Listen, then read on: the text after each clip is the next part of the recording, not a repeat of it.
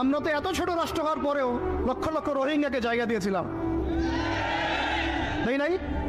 আমাদের ভাইরা 10 টাকা 5 টাকা 20 টাকা করে তুলে ওদেরকে খাইয়েছে, ত্রাণ দিয়েছে, সরকার সহযোগিতা করেছে, বিভিন্ন এনজিও কাজ করেছে, করে নাই?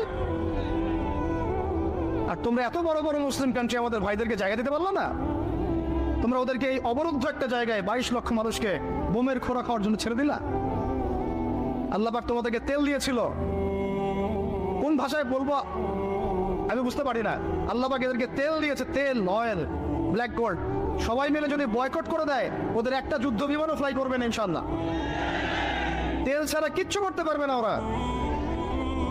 বাদশাহ ফয়সাল সৌদি আরবের প্রাক্তন রাজা ছিলেন, বাদশাহ ফয়সাল রাহিমাহুল্লাহ বলবেন, ওই একমাত্র সাহসী একজন নেতা দেখেছিলাম 1973 দিকে অয়েল বয়কট করে দিয়েছে। তেল দিব না, যা কি করার কর, যা তেল বন্ধ। তেল ছাড়া আপনি ইলেকট্রিসিটি পাবেন না, মিসাইলস উড়বে না, বিমান ফ্লাই করবে না, মিলস ইন্ডাস্ট্রিজ কারখানা চলবে না। একটা বছর যদি ওদেরকে কেউ তেল না দেয়, দেখবেন পায়ে নতজানু হয়ে আমাদের কাছে ক্ষমা চাবে ইনশাআল্লাহ। কোরআন করে সব তেল বয়কট করে দেওয়া যায় না? একটা সব রাষ্ট্র থেকে শক্তিশালী মিলিটারি ফোর্সগুলোকে নিয়ে একটা অনন্য একটা ফোর্স গঠন করা যায় না? সম্ভব না এগুলো? আমি কি বলবো আমি জানি না, কিভাবে বললে আপনারা বুঝবেন তাও জানি না, আর আমিও জানি না এসব বলে কি হবে।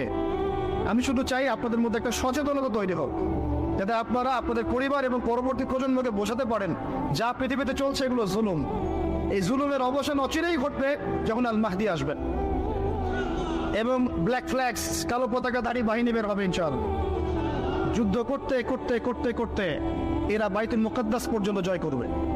তোমরা আবার ওটাকে আইএসআইএস মনে করো না, ওদের মধ্যে অনেক ষড়যন্ত্র আছে। ইহুদিরা অনেক চালাক, ওরা কোরআন সুন্নাহ ঘাটাঘাটি করে আমাদের চেয়ে বেশি।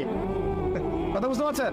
ওরা আবার ইচ্ছা করে কিছু মানুষ তৈরি করে, ওরা ইচ্ছা করে কিছু মুসলমানকে ট্রেনিং দেয়, যাতে করে এই মুসলমানদেরকে দিয়ে এমন কিছু করাবে, ওই ইস্যুটাকে কাজে লাগিয়ে আবার ব্যাপক বোমা হামলা চালাবে।